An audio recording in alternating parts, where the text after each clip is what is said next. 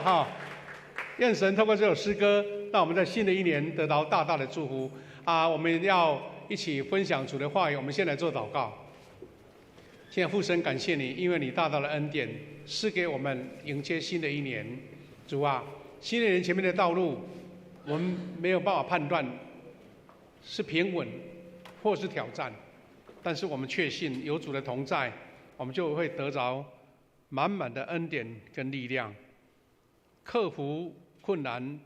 成就更新更美好的自己，也能够因为神的同在，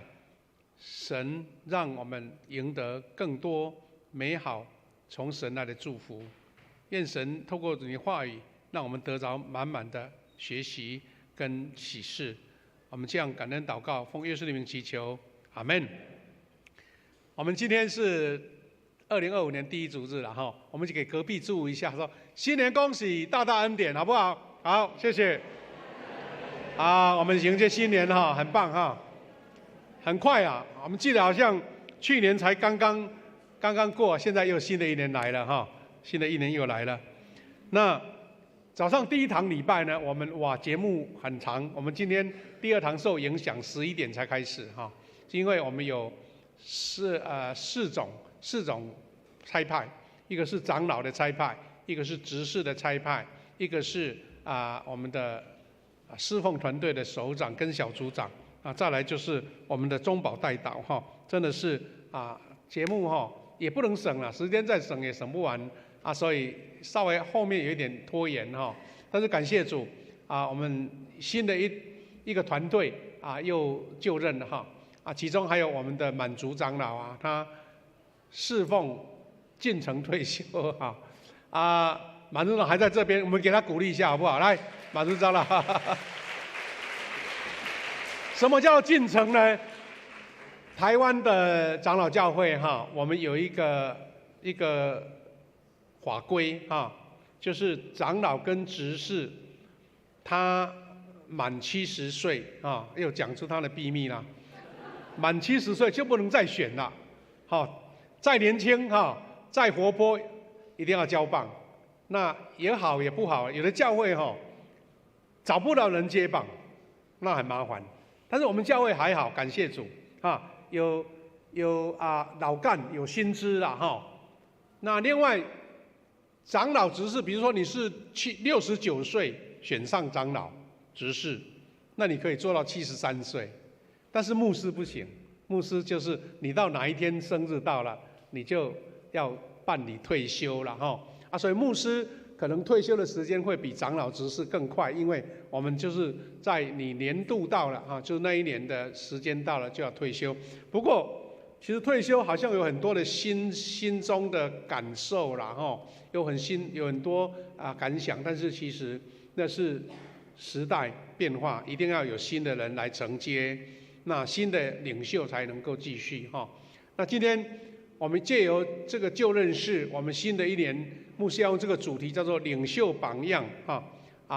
福音韧性，这2个小主题啦，我们在勉励我们这些侍奉者能够有主耶稣教导我们领袖的榜样。那我们教会要迎接49年，今年49，明年就50喜年了，也一起勉励我们能够在互相教会建立一个有韧性的教会，有韧性的服事，有韧性的福音。这个约翰福音13章这段经文，大家如果常常读经文就很熟。这个是主耶稣呢，他在逾越节晚餐之后跟门徒洗脚的故事。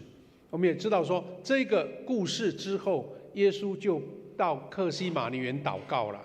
祷告完就被抓，罪审判，被钉十字架。所以他在吃晚餐的时间做这件事情是很有指标性意义的。那个小故事我们回去可以读经文，牧师再简单诉说一下，就是说耶稣他知道要离开世界的时间到了他就跟门徒吃晚餐。那个时候魔鬼已经控制好那个加略人犹大，准备要把耶稣出卖，就那一晚所以主耶稣就在那个关键的时刻，在吃晚餐的时候，他就从席上站起来，然后拿了一条毛巾束在腰间，把他的外袍脱下来然后他倒水在盆里，开始为门徒洗脚，而且还把他们擦干然后他一个挨着一个来到彼得的面前，西门彼得面前，彼得就有一点退缩，他说：“主啊，你替我洗脚吗？这个对吗？这个不合礼仪耶！”这个后面的话是我讲的，是说他只是讲说：“主啊，你帮我洗脚。”耶稣说：“我做了，你现在不知道，日后就会明白。”那彼得还是坚持说：“我不让你洗脚。”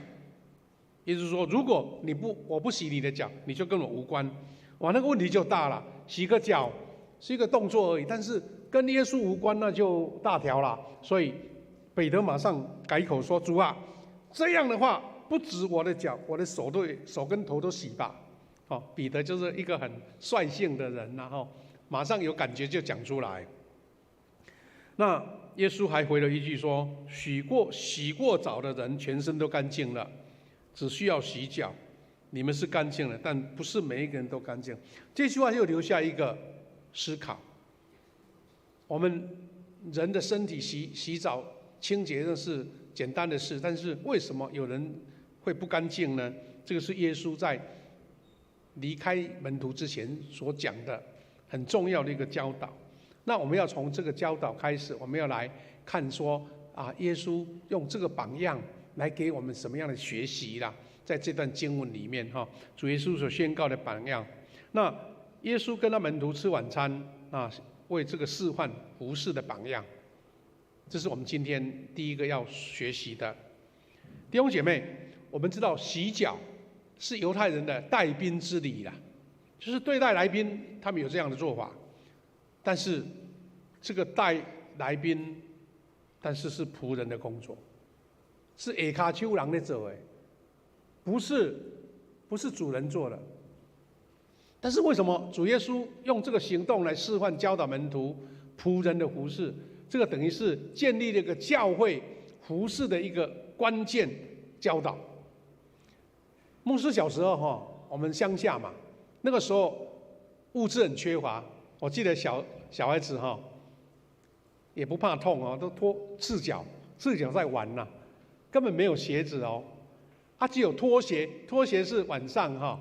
洗完脚洗完了要穿拖鞋嘛，要上床了。我记得那个时候小时候，爸爸或妈妈还是会叫我们来要睡觉了，赶快来洗脚。真的是洗脚，因为脚很脏，因为都是泥土地怎么会干净呢？其实现在的那个水泥地也是会脏那犹太人这种习俗是他们的生活一个文化，这个很普遍的事情如果我们用今天来讲，大概有一个动作有点类似。比如说我们到一个主人家做客，主人呢会很殷勤说：“来，请进，来这个拖鞋给你穿，对不对？”他们会拿一双拖鞋说：“这摆在这边给你穿。”而且有的很客气蹲下去还放你的脚边。当然，我们现在很熟悉的人就不用那么客套了，就请穿拖鞋在这边，那就跟洗脚其实那种态度是一样的。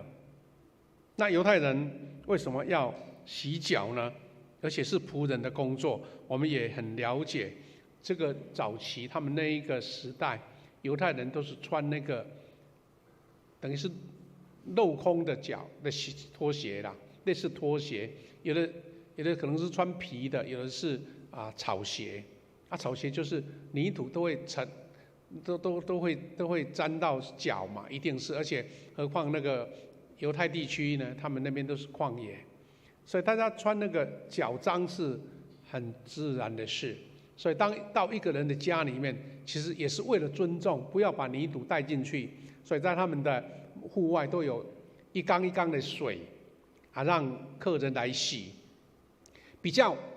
有礼貌的，一定是请仆人端水来给客人洗脚，那个是比较有礼貌的。如果简单来讲，熟悉人就自己拿那个那个舀子来舀水啊，冲一冲，总是要洗脚，因为才不会把泥土带进去家人里面。但是这些工作通常都是仆人在做的，所以我们有一个领受，就是说，洗脚不是难事啦，洗脚是我们生活上常见的事，但是重要的是心态跟认知，那个心境才是重要。因为主耶稣要借由他们很熟悉的洗脚的习俗，教导门徒要有正确的仆人态度，有能力才能服侍人，不是力量大小，而是心态。因为你有这样的心态，你的服侍就不会累，你的服侍就不会觉得很委屈，或是你的服侍会觉得很大的这个困难或是障碍，而且才有能力来传福音。所以耶稣一个小小的动作，蕴含了非常重大的一个基督教的精神所以我们说，在耶稣洗脚还跟门徒讲话的过程当中，我们也领受到更深的意义，就是耶稣的洗脚的故事也蕴含了赦罪跟洁净的真理。因为主要我们能传的福音，不只是一种外表的福音，是一个能更新人的生命，能得救赎的福音，是生命得改变。我们知道，像洗礼一样，我们一个水滴在头上，这是一个水的象征，其实它也象征圣灵洗净了我们的罪，除去我们一切的不义。那洗脚其实同样有类似洗礼的象征了。那耶稣是要门徒知道说，你们传的不只是一个外表性的口头上的，而是生命的改变，而且是用洗脚的精神来服侍人。感谢主，主耶稣用这段话告诉我们，他说：我是你们的主老师，尚且替你们洗脚，你们应该彼此洗脚。我为你们立了榜样，是要你们照着我替你们做的去做。换句话说，主耶稣他不用讲太多，用这样的动作，用老师代替仆人来洗门徒的脚，让他们永远记忆深刻，知道主耶稣要教导他们的是什么。好，这个动作，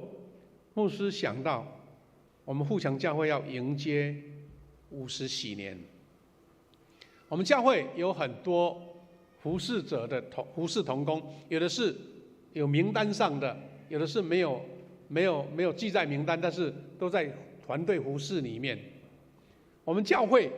富强教会领袖的榜样有2个推派领袖的模式可能我们老会友都很清楚啦。那牧师在做一个复习啦。我们第一堂礼拜有2位长老，有3位，但是有1位外出3位执事就任，还有我们2位团队首长要就任，他们各代表不同的选派模式。第一个模式就是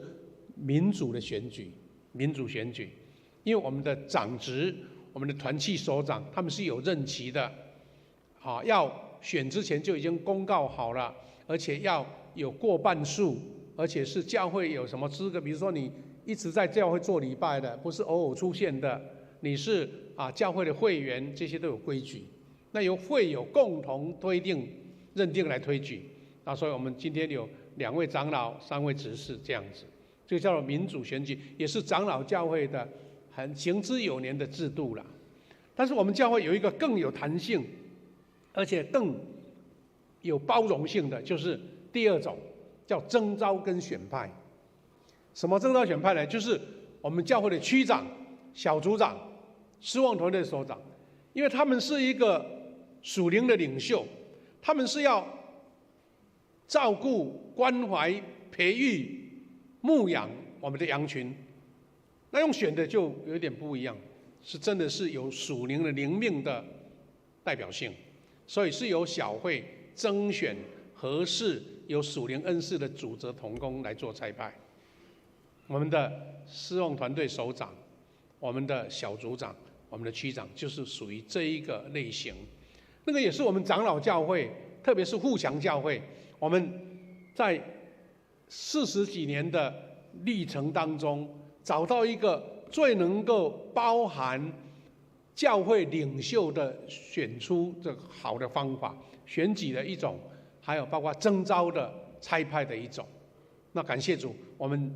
从早期就已经有所谓的轮休制度，就是让我们这些长职虽然被选举，但他们没有一个概念说啊，我一选上就做到老，做到退休，做到像满族长老一样，已经这个进城退休。我还是有下来休息的时候，有喘息的时候，有学习的时候，有重新再起的时候，有经历新的恩典的时候。那这是我们富强教会非常重要的资产。大概如果你没有很研究这个长老教会的制度，你会觉得好像这个是例行公事嘛？不是那个是真的很重要。好，那既然是这样子，我们49年来这些被选的领袖或被征召的领袖，他们有一个共同的特质啊，这是我们教会的资产。我们也是说我们的产业，我们也是我们的文化，就是许许多多的前辈领袖为教会建立了属灵的榜样。他们同心合一，他们谦卑顺服，他们尽心尽力。特别牧师要说，我们49年来，我们最值得称誉就是赞美的，就是我们教会是合一的教会。长老、执事，或是侍奉团队首长，无论你在社会是多么有地位的，无论是政治或是经济，或是在事业，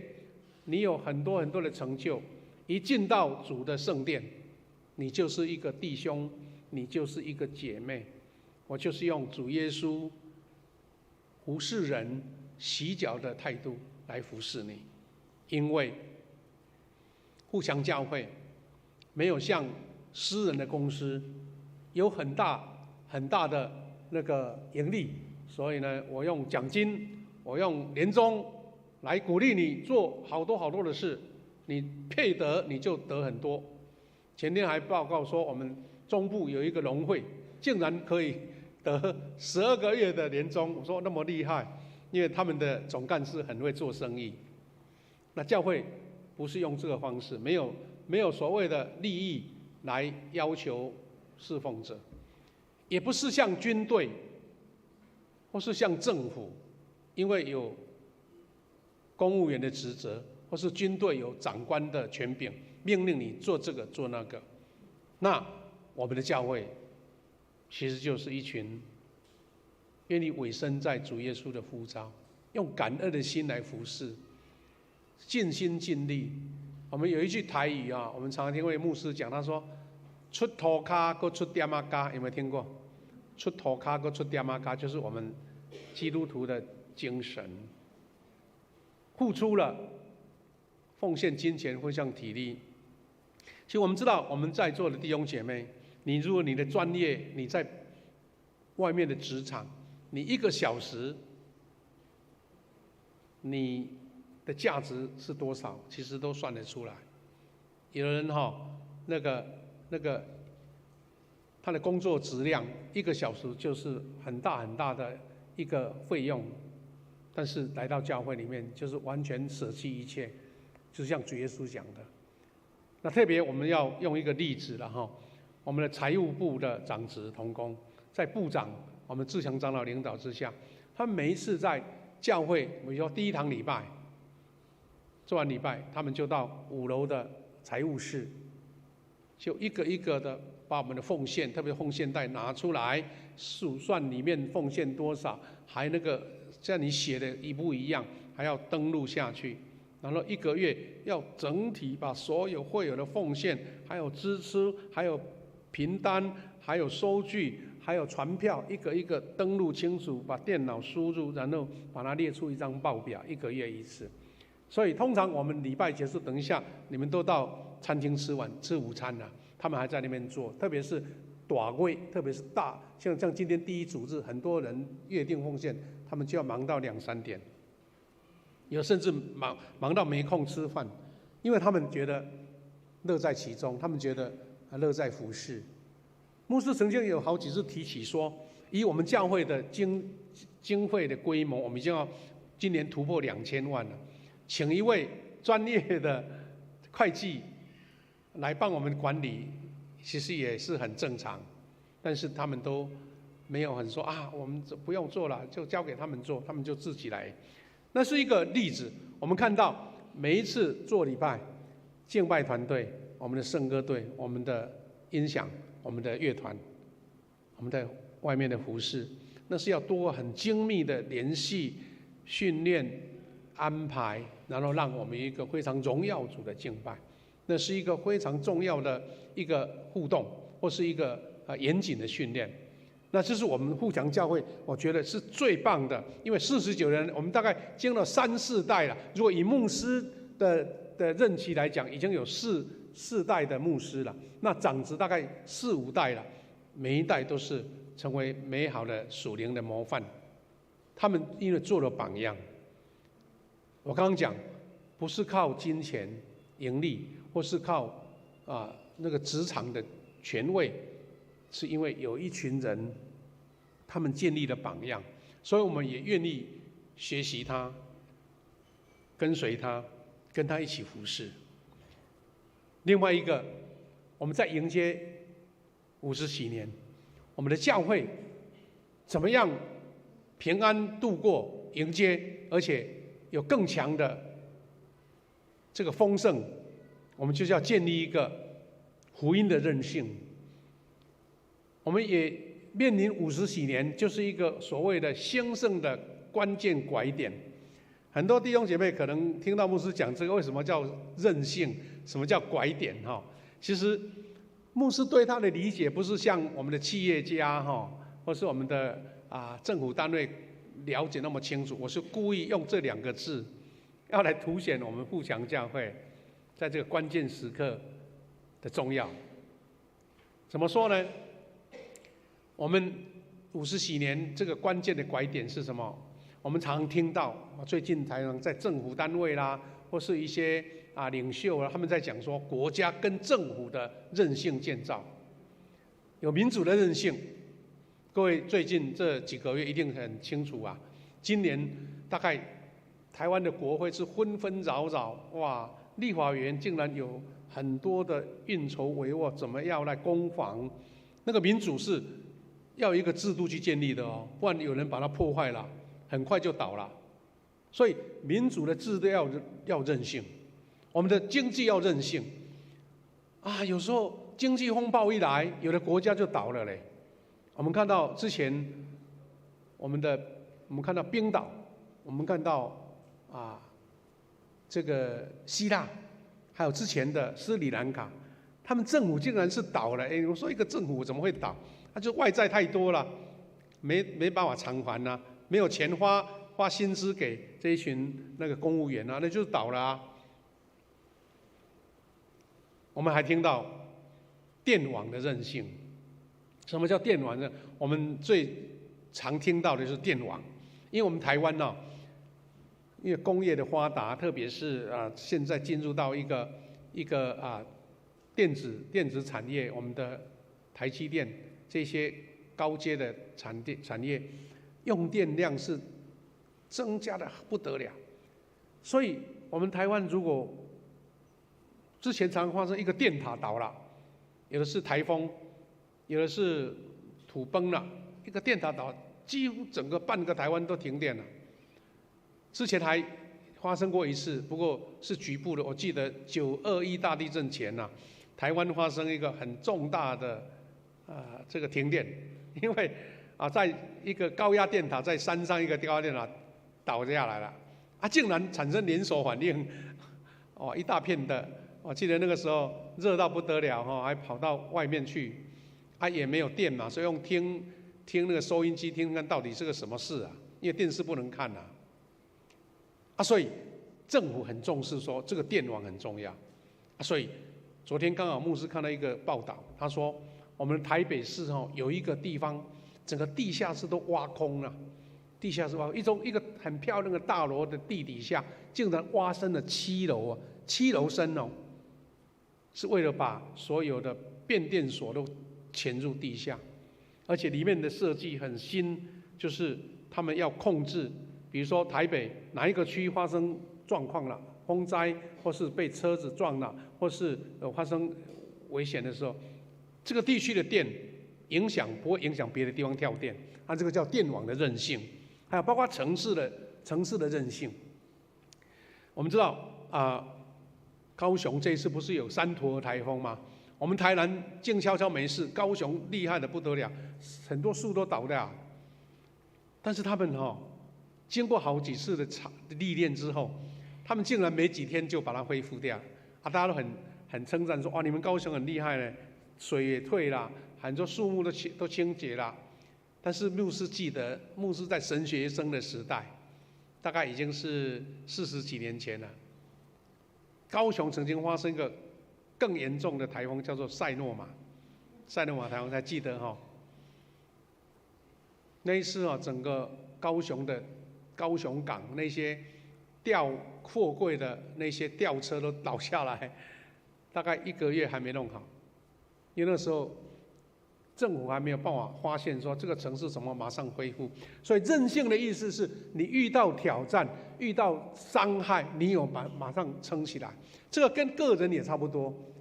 有的运动选手一受伤就倒下了，但是有的是继续复健，手术后又重新再起，那个叫韧性。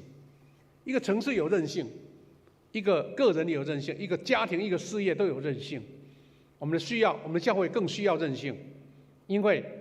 不能因为出现一个小小的缺口，哇，整个都倒塌了。这个是网络上的解释啦，牧师只是秀一下说他在讲韧性 ，resilience 是什么意思？就是恢复力的意思他的解释是说，你回应变化，来寻求一个稳定的状态的能力，而且能保持平衡的表现，这个叫韧性。那韧性呢？韧性城市是说，一个城市它面对不确定的冲击，比如说天灾啦、社会经济衰退啦、恐怖攻击事件、能源危机，你的容受力跟你的回复力是多少？那我说互强教会要有韧性的意思，其实就是我们前面的道路、前面的日子怎么变化我们不知道，但是我们要确信我们有这个承受困难挑战的能力这个也是容受力的一个解释，然后我们就跳过。那我觉得互强教会最需要建立韧性的有这几样。第一样，我们的门徒造就要更晋升了门徒造就要更晋升。那领袖要无缝来传承。刚刚我不是说我们的满族长老，他其实还很年轻，要让他请他再做10年，应该他很乐意啦。但是法规规定他不能再。但是有谁可以接他的班？有谁要承接这样热诚的服事呢？所以这个装备门徒长成大树。牧师的家里有一张很特别的海报，这个海报是在大概7年前呢。我们台湾有一个环保单位，他们很注重这个环保，他们特别去请那个专门在研究那个树，台湾的树种，到深山里面找到了1棵，其实是3棵啦。他们认为，他们的衡量就是全台湾最高的树，然后他们就去请了澳洲的团队，用吊绳从70公尺高一直往下拍，一节1公尺拍1张照片，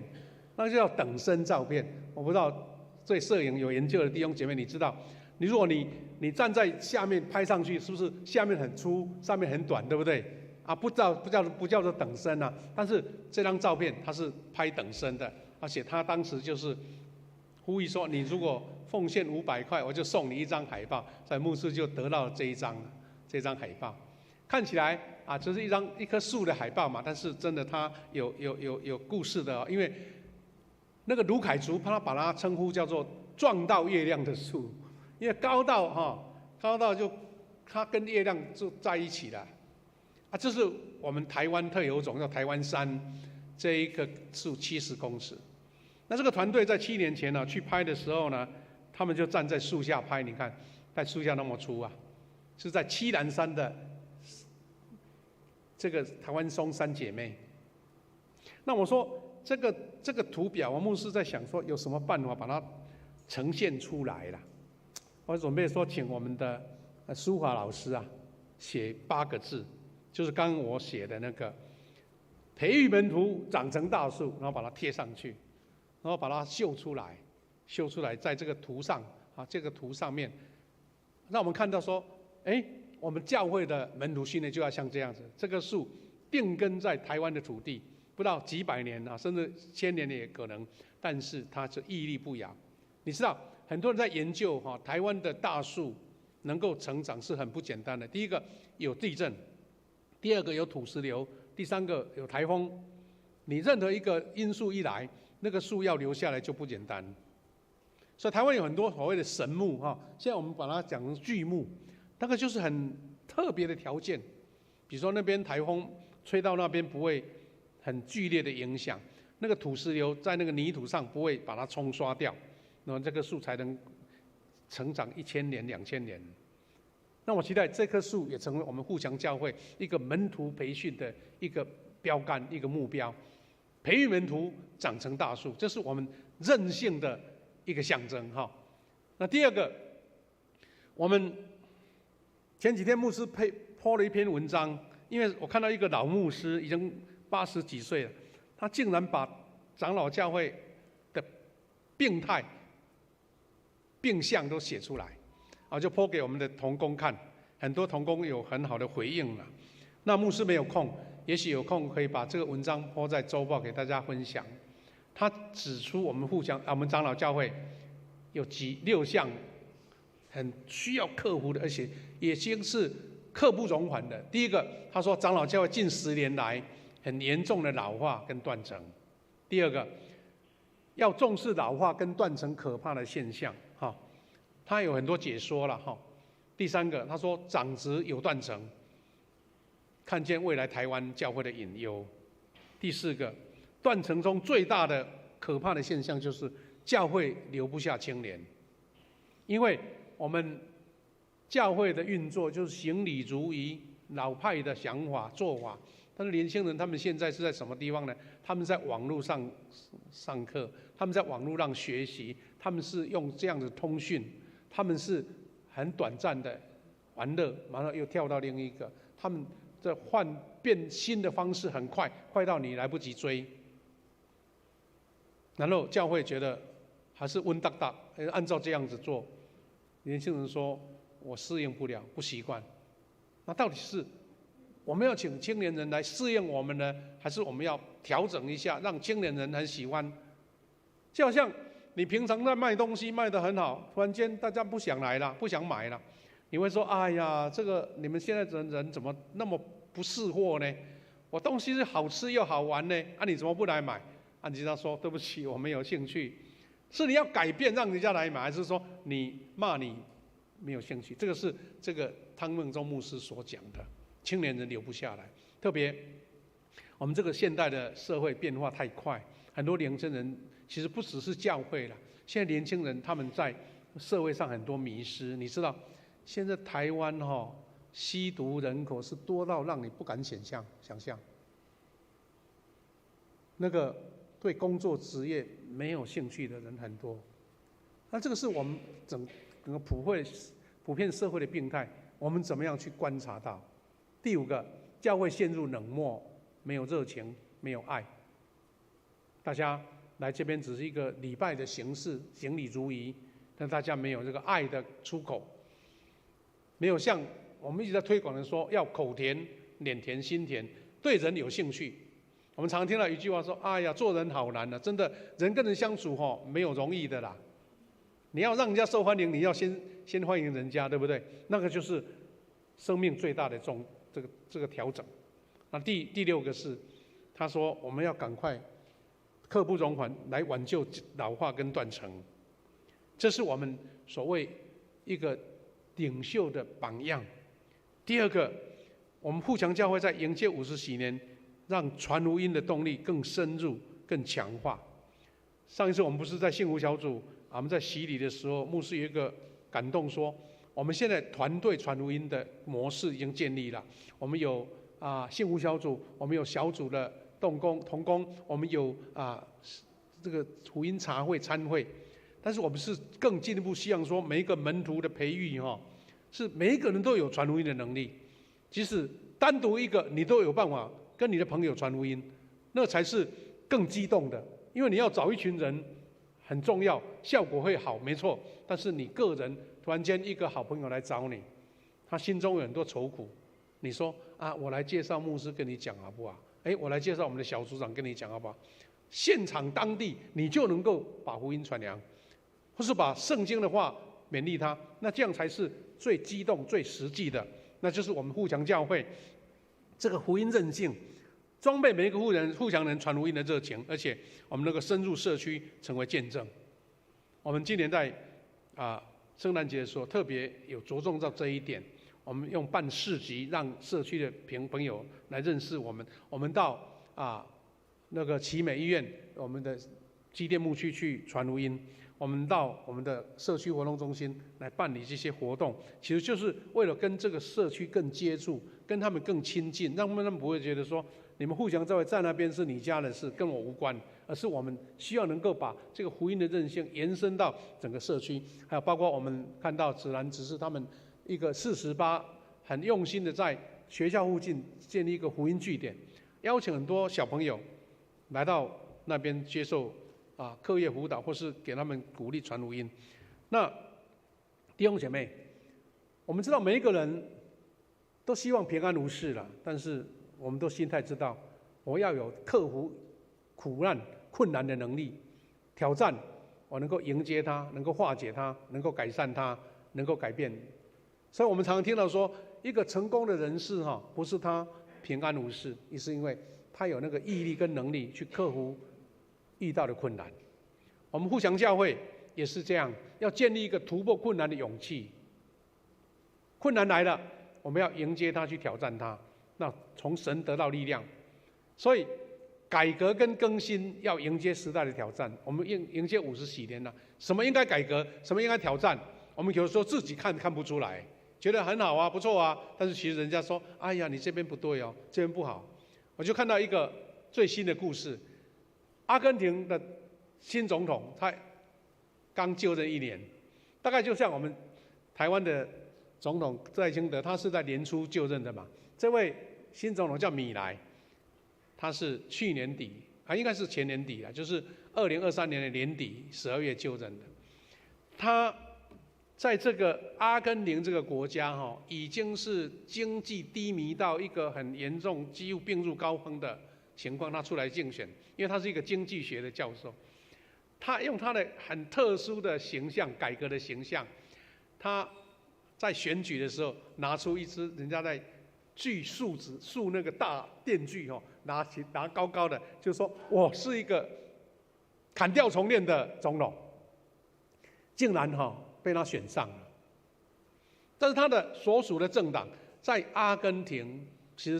好像在10几%而已根本就是少数的少数。但是他可能因为名气可用，因为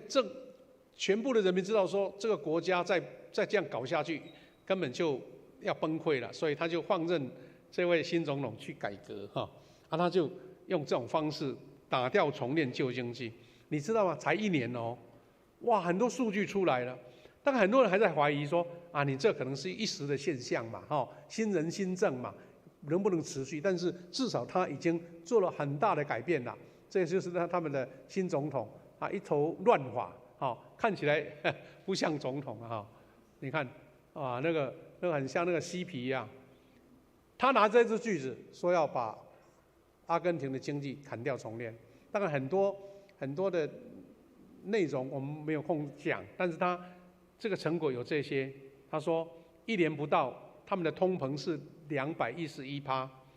降到2.7%。你看这个是什么数字政府严重赤字，变成有盈余了，从来没有过，已经123年了。阿根廷好像穷到几乎只剩下足球，你知道吗？足球很出名，大家踢足球来稍微安慰一下自己的心因为阿根廷的足球是足球王国。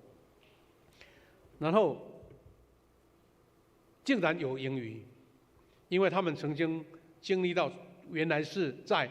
二次大战之后，曾经是全世界前几名的经济体耶，但是被他们一些有意识形态的政府、总统管理到每下愈况，大家一起穷。然后中央部会竟然他从22个部会砍到剩下8个，他们说这些都是冗员呐，米虫啊，干脆不要。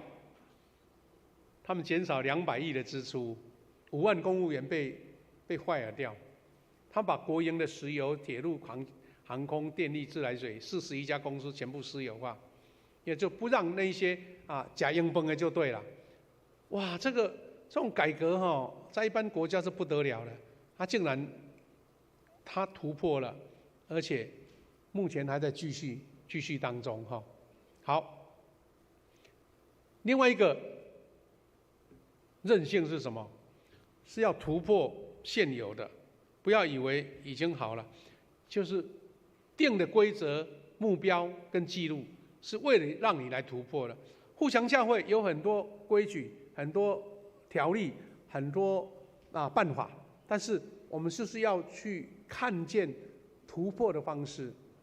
有个小故事是怎么说呢？有一位纽西兰的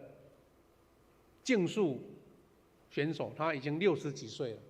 他从年轻开始就很厉害，很喜欢改车啦，是改摩托车。改这个摩托让他速度更快，想要竞争是全世界在地面上跑最快的一个人，这个叫伯特孟罗。当他要参加比赛的时候，他其实身体是有病，刚刚癌症治疗过，但他不怕一切的挑战，他就是想要得着这样的成果。后来被拍成电影拍成就是一位很出名的演员，你如果看电影就知道，这个霍普金斯这位老演员演的叫做《超速先生》，在2005年演的电影。然后他骑的是一台，如果在座有喜欢重机的人，应该有知道这个故事，有一台很出名的经典的古老的摩托重机，叫做 Indian Scout， 就是叫做印第安号的这个赛车。他把这一台老爷重机一改再改，改到气缸也好，引擎也好，速度也好，挡风的，他一直研究更改，自己更改，然后拖着这一台车跑到美国的那个中西部那边，也不是有盐滩嘛，那个什么旷野的盐滩，有一个专门在练习赛车的地方去参加比赛。这是他当时的赛车这台是骨架拆掉重新装修的Indian Scout。然后他在62岁的时候，他坚持人生的梦想就是打破地表最快的纪录。在众人的质疑眼光当中，他骑着这一台跟他一样老当益壮的古董摩托车印第安，从纽西兰跨半个地球到美国的盐滩参加超速竞速比赛，竟然是一位老人年轻人都笑他说，年轻人都达不到，你怎么可能呢？他竟然是在1967年已经50几年前了，他以950cc 的排气量改装这一台 Indian Scout， 然后跑出时速，地面上的时速305公里。你看我们高铁多少？高铁大概是这个速度，他竟然骑车冲破这个速度。那这个成为一个很激励人的故事，因为他不是一个年轻力壮的，或是买了一台新车，而是把古的车改过来。弟兄姐妹，我们讲这些故事是让我们弟兄姐妹在迎接新年的时候，我们一起有一个共识，是我们要让互强教会也成为一个强韧、有韧性的教会。无论遇到什么样的挑战、困难、人事的问题、各方面环境的问题，还是我们属灵的问题，我们都能够勇敢面对。所以，我们另外一个这个名称叫拐点。我们在座很多数学专家、牧师就不卖弄这个拐点，它基本上是几何学的一个名词，就是一个缓曲点那他的解释他说一条连续曲线是由凸转凹，或是由凹转凸的一个点，说这个就是使切线穿越曲线的点。那从图面来讲，大概是这个意思了哈，就是一个图表，这一条曲线到这个点就变化了。啊，股票有股票的点，我们的事业有事业的点。那富强教会要迎接50几年，我认为它就在一个拐点上面，到底是我们持续的成长、持续的兴盛，还是哇，突然间各样的因素都不好的来了啊，就往下降了。弟兄姐妹，我们知道50几年是迎接富强兴盛的关键拐点。我们在这个关键点是要继续成长茁壮，还是由盛而衰？那就是我们大大需要神帮助的地方。有韧性，有一个门徒领袖的榜样，还有每一个弟兄姐妹被圣灵来激发出，我觉得参与富强教会的福音事工、服事成长，是我最大的荣耀。那整个教会的气氛是营造一种大家彼此互相帮扶、互相鼓励、互相支持、互相带导。等一下我们要有代祷团队的就任，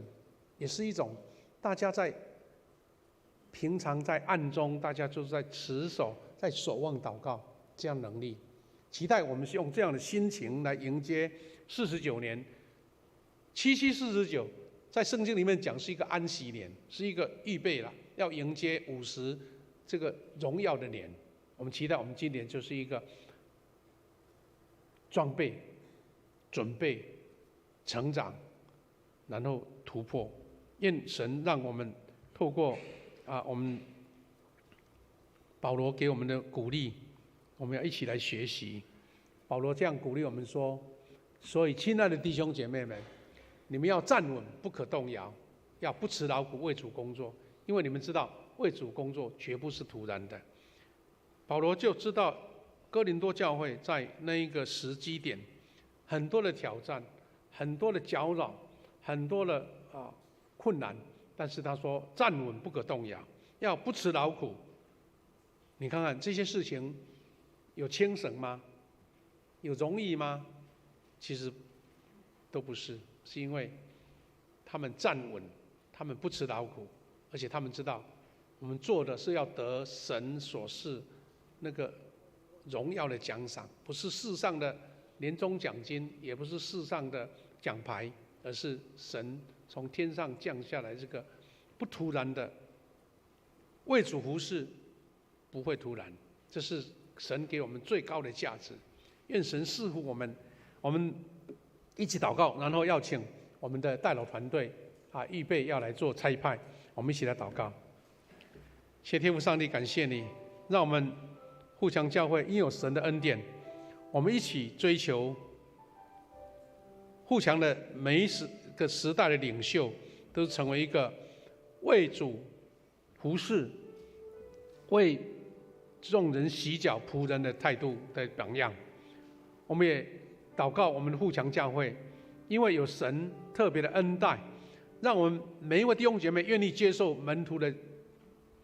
培育，让我们都参与到传福音的操练，而且我们同心合一，为了面对任何可能来的挑战，成为有韧性的教会，有福音韧性，有事工韧性，有服事团队的韧性，能够看见神为我们摆在前面更大的祝福。神啊，我们要为祷告团队、守望团队来差派，求你赐福给每一位，让我们知道我们受差派不是一个小小的仪式，而是因为我们看见神给我们极大的权柄，要成为一个祝福的祷告，一个守望的祷告，一个攻破敌人营垒的祷告。感谢赞美你，祷告奉靠主耶稣基督的圣名祈求，阿们。弟兄姐妹，我们要一起来唱这首诗歌。